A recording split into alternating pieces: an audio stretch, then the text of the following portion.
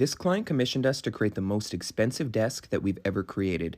We first begin by selecting two premium Bastogne walnut slabs and photographing them so that we can create a perfect 3D rendering of the layout for this piece.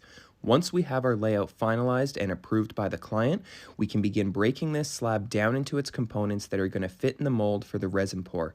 This desk is going to be unique in that it has a triple waterfall going down the two sides and the back edge of the desk, and to fill in all of the live edge voids that are left by this piece, we're going to be adding some of our Black Forest deep resin. Specifically, we're doing a midnight blue base layer for the initial pour that we're only going to pour about a 1/4 inch or a 1/2 inch thick. This is primarily to achieve the color that we're after, but it's also going to hide all of the hardware that's sitting beneath the desk and still allow visibility of that beautiful live edge through the top surface of the cured clear resin. Once our base layer has cured, we can come along with our clear resin and pour the remaining 2.5 inches to give us the total 3-inch thick desk that we're after. Then, after curing for 1 week in the form, we can get this desk popped out and lifted down to our CNC machine where we can remove the excess resin. From there, it's over to our SCM sliding panel saw, which we're going to use to cut the 45-degree angle cuts, which is going to allow this waterfall joinery to go together. After those cuts have been made, we come along with our domino and we're installing some solid maple dominoes just to give us some extra alignment and strength on this lamination. You'll also notice that we're using wood glue over the wooden sections of this lamination and epoxy over the epoxy sections. The reason that we don't use epoxy for the whole lamination is because in our experience we found that wood glue is far superior to creating a long-term joint that isn't going to fracture or break over time.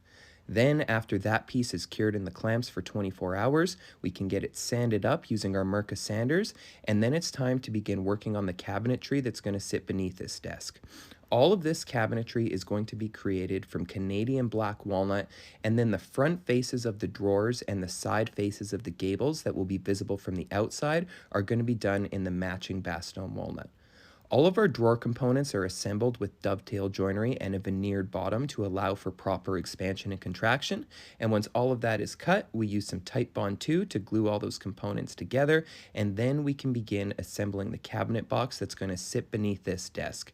Here you can see that matching Bastogne walnut gable on the outside edge, and from there we can install our Bloom slides, we can begin cutting our doors to size, and get these hung on the outside of that desk. From there, we have a few more details to add, like a 2mm 45-degree bevel to the outside, and then we're sealing up all that grain to ensure that when we apply the spray finish to this piece, we're not having any pits or pores in the final product. This client has opted for the acrylic urethane finish because he plans on using this desk very heavily and doesn't want to have to worry about any maintenance on this piece. From there, we personally drove this piece down to our client's home in Salt Lake City and set it up in his gorgeous office.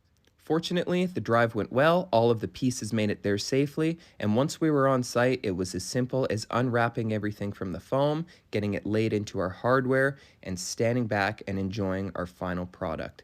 Please let us know what you guys think about this desk in the comments below.